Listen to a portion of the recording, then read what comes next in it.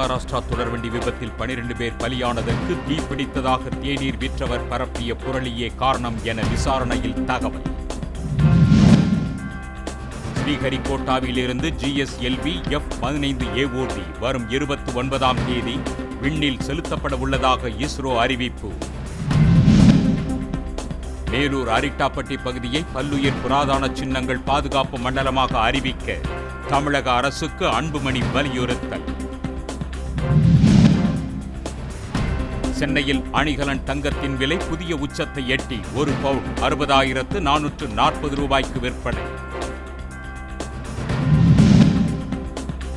March 2 முதல் இஸ்ரேலுக்கு மீண்டும் நேரடி வானூர்தி சேவையை தொடங்குகிறது ஏர் இந்தியா. போர் முடிவுக்கு வந்ததை அடுத்து அறிவிப்பு. ஹைதராபாத்தில் உள்ள மகிழுந்து விற்பனையகத்தில் நள்ளிரவில் ஏற்பட்ட பயங்கர தீ விபத்தில் பல லட்சம் ரூபாய் மதிப்பிலான மகிழுந்துகள் எரிந்து நாசம். காலமுறை ஊதியம் உள்ளிட்ட கோரிக்கைகளை வலியுறுத்தி திருவள்ளூரில் வருவாய் கிராம ஊழியர் சங்கத்தினர் ஆர்ப்பாட்டம்.